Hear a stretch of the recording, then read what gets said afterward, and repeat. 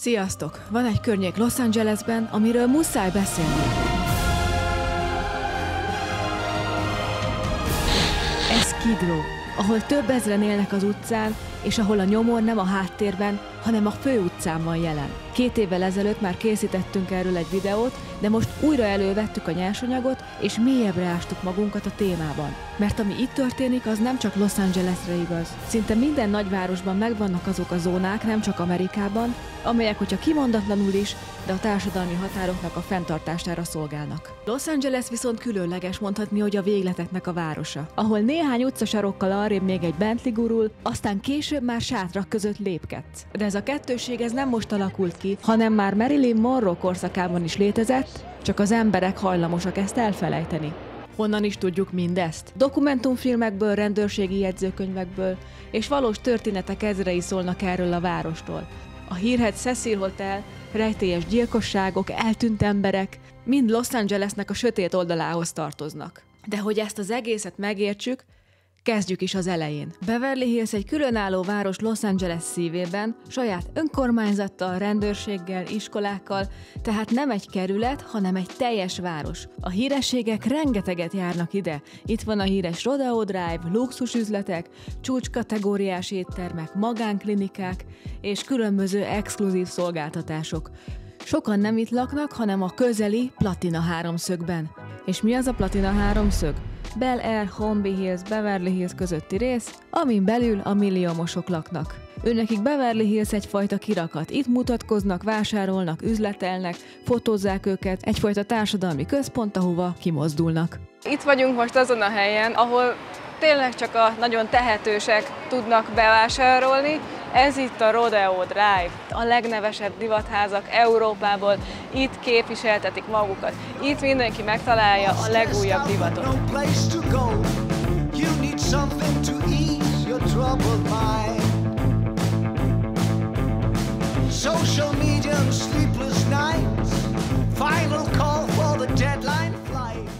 Azért erről a városrészről azt lehet elmondani, hogy nagyon rendezett, nagyon tiszta és nagyon szép. Szóval nem csak az üzletek néznek ki jól, meg így az egész városrész, hanem nézzétek meg, gyönyörű szép virágok vannak mindenhova ültetve, tisztaság van, rend, fegyelem, és itt kevésbé vannak fura alakok.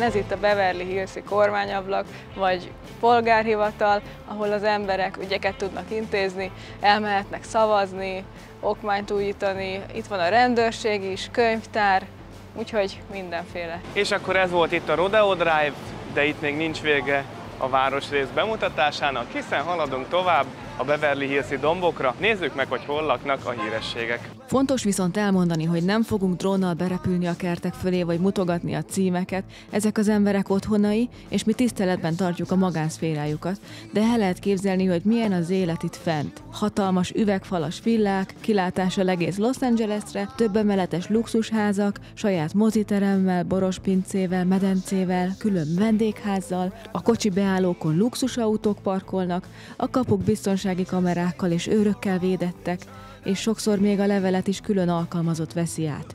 Szóval ez egy teljesen más világ. Jelenleg megálltunk itt egy félreeső részen a Mulholland Drive-on, ahol nagyon sok színész és rendező lakik. William Mulhollandról kapta egyébként a nevét, ugye ő építette itt ezt az utat, és ott hátul, itt a fa mögött pedig nagyon brutálul, mint minden hollywoodi híresség, elbarikádozva él a mai napig Jack Nicholson is. Van itt fönt a Mulholland Drive-on egyébként egy ilyen kilátópont, és nézzétek meg, hogy mennyi gyönyörű ház van ott lent, milyen gyönyörű a kilátás. Itt lakik egyébként Pamela Anderson, ott az a fekete kapu, az vezet be tulajdonképpen az ő házához. Ugye ő volt az egyik ikonikus alakja a Baywatchnak, David Hasselhoff mellett. Szerintem most már látjátok, hogy miért szeretnek itt lakni a sztárok. Eléggé fényűző életet élnek, csodálatos nyugalom van, rálátni a városra. Közel laknak egymáshoz, ezért ugye, hogyha színészek, akkor át tudnak menni egymáshoz egy kávéra vagy egy ebédre, és meg tudják beszélni a dolgokat egymással. Akkor az előbb elhaladtunk a híres Walter Walt Disney háza mellett is. Ugye azt tudnotok kell, hogy ezeknek az embereknek ez itt a magánszférája és a háza, ők itt laknak, illetve laktak sokáig, és nem is nagyon lehet ezeket így megnézni, csak szeretnénk nektek így átadni azt az érzést, hogy tulajdonképpen milyen körülmények között, vagy milyen környéken laktak. Tudtátok azt Walt Disneyről, hogy összesen 22 Oscar-díjat kapott a filmjeivel, amiket rendezett és amiket animált? Mielőtt tovább mennénk, nézzünk meg néhány nevet, akik régen itt éltek ezekben a legendás világban, ezen a legendás helyen.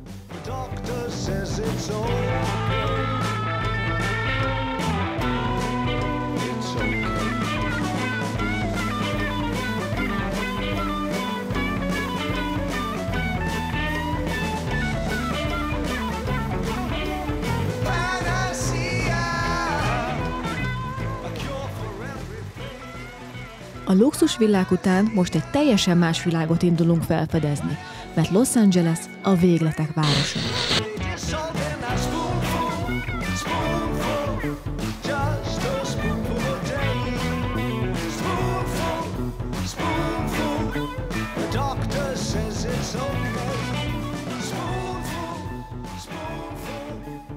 Ezután pedig ott van Los Angeles szívében egy másik negyed, amit a legtöbben elkerülnek. Ez Skid Row, körülbelül 50 blokknyi terület a belvárosban, ahol több ezer hajléktalan él az utcán. Itt vannak sátrak, szemétkupacok, drogfüggők és mentális betegek. Ez a városnak a legsötétebb oldala. Hivatalosan csak ezen a területen belül több 10 000 ember él, és ez nem azt jelenti, hogy Los Angelesben ennyi az összhajléktalanok száma, nem, az akár meg is haladhatja 70 000-et. Na és miért beszélek én pont most Los Angelesről, hogyha más amerikai városban is megtalálható ez a probléma? Hát azért, mert ez a város a végletek városa. Az álomgyár, ugye Hollywood, Beverly Hills, a vörös szőnyeg, de alig néhány sarokkal arrébb már a nyomor uralkodik. De ez nem csak most van így, hanem mindig ott volt az árnyék a csillogás mögött. Those days, them hotel rates were about 50 cents a day.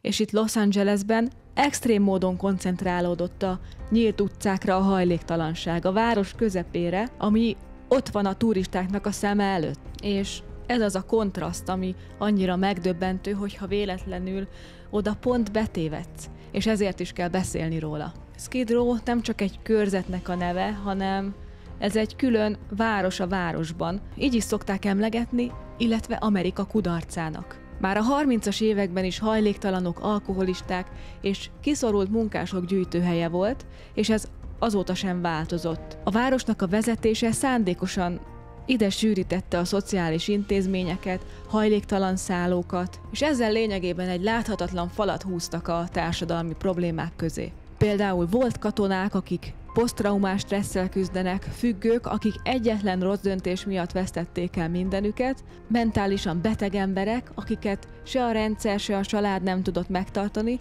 vagy épp olyanok, akik dolgoznak, de a fizetésük nem elég, hogy kifizessék az albérletet. És vannak olyanok is, akik más városokból jöttek ide, mert tudták, hogy itt van meleg étel, víz és valamilyen szintű közösség. There's probably no single area holding so much of charm and beauty and the good things of life as Southern California. Na de milyen közösség van itt? Hát sokan azt mondták az interjúkban, hogy akik már régebb óta itt élnek, azok valamilyen szinten összefognak egymással, vagy pedig, ha emlékeztek, csináltunk Dél-Afrikából is egy videót, amikor elmentünk Fokvárosnak a nyomor negyedébe, Kajalicsába, és ott is mondták, hogy nekik ugyan nincs pénzük, de amiük van, az a közösség. És itt is ugyanúgy működik. Szóval mondhatni, hogy figyelnek egymásra, de nem minden ember egyforma. Ugye beszéltünk arról, akik mondjuk újonnan jönnek a közösségbe, akiket nem ismersz. De van olyan, aki régóta van ott, és lop és megver, hogyha kell, hogyha meg akar szerezni tőled valamit. És itt a drog az minden sarkon fellelhető, mert valaki úgy érzi, hogy a drogon kívül nincs más lehetősége arra, hogy túlélje, mindenképpen próbálja elfelejteni, akár csak egy kis pillanatra azt, hogy ő ebben a helyzetben van, és hogy mennyire kilátástalan. és igazából ezért lopnak az emberek a másiktól, hogy esetleg eladják azt, amit elloptak, abból pénzt szereznek, és akkor megveszik maguknak az aznapi drogot. A következő kérdés pedig az, hogy mennyire veszélyes ez a környék. Hát este nagyon veszélyes, egyáltalán nem ajánlott oda menni. A rendőrség itt folyamatosan jelen van, vannak utcai kamerák, térfigyelő kamerák, amikkel figyelik, hogy mi történik, és elég gyakran előfordulnak gyilkosságok, vagy pedig túladagolásos esetek. De ezek közül a legtöbb az nem is jut el a hírekig, hiszen annyi van. És ezek után ugye valakit sikerül megmenteni, valakit pedig nem.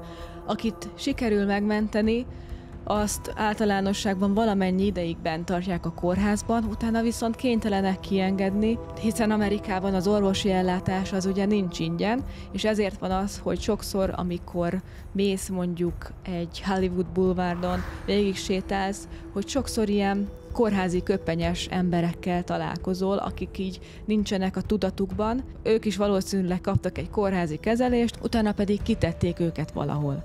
És hogy honnan is tudom mindezt? Hát rengeteg újságcikkből, illetve az interneten is megtalálható beszámolókból, amikor a hajléktalanok saját maguk mesélték el az ő történetüket. És most jöjjön képbe a Cecil Hotel. Ez a hely szinte beleolvadt Skid Row árnyékába.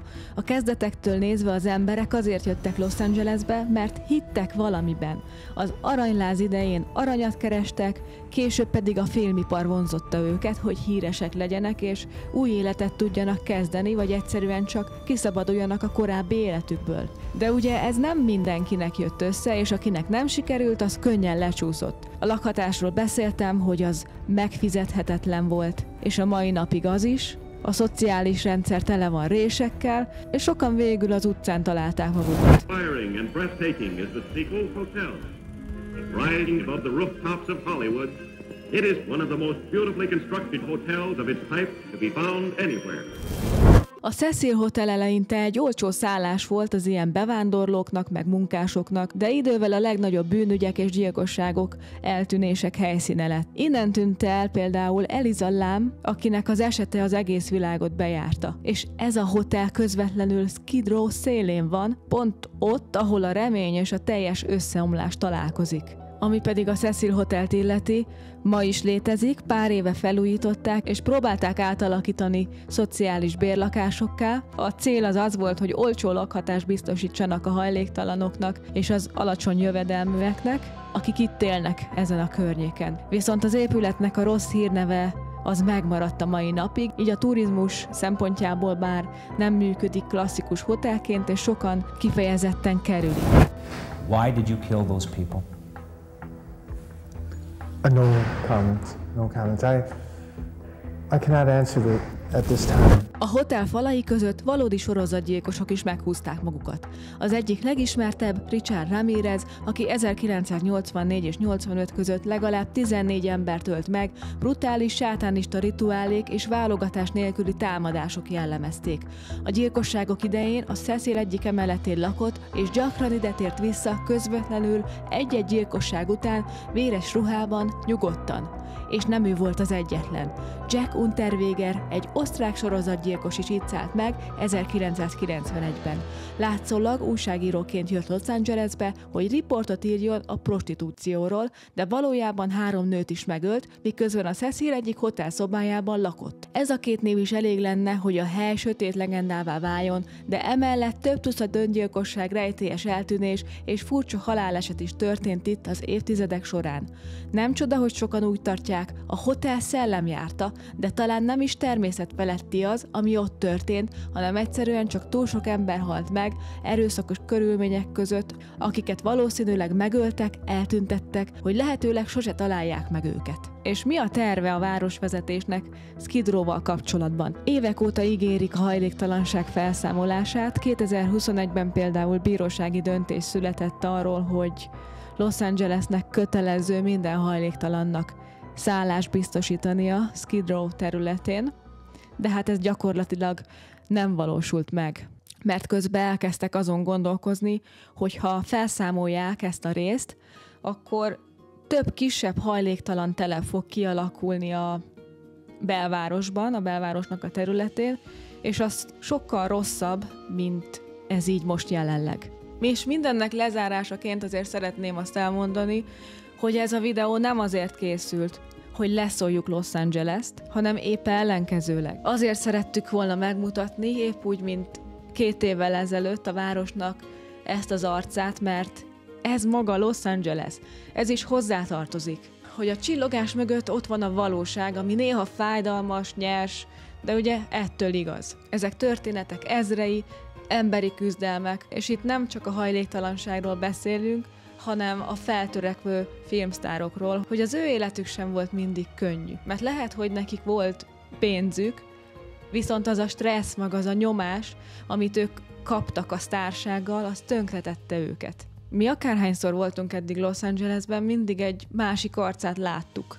És nektek sem menjen el a kedvetek attól, hogy most elmentek ide a városba, mert lehet, hogy nektek nagyon fog tetszeni. És hogyha elmentek másodszor, akkor meg megnézitek megint egy másik arcát, ami annyira nem, viszont a kettőből abból össze tudtok tenni egy kerek egészet, hogy tényleg a valóságot lássátok. Köszönjük, hogy velünk tartottatok, hogyha tetszett, akkor nyomjatok egy lájkot, iratkozzatok fel, találkozunk a következő részben.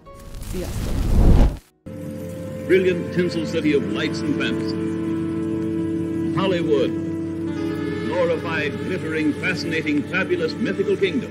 Los Angeles Counties has a gregarious fun zone where everybody has a good time.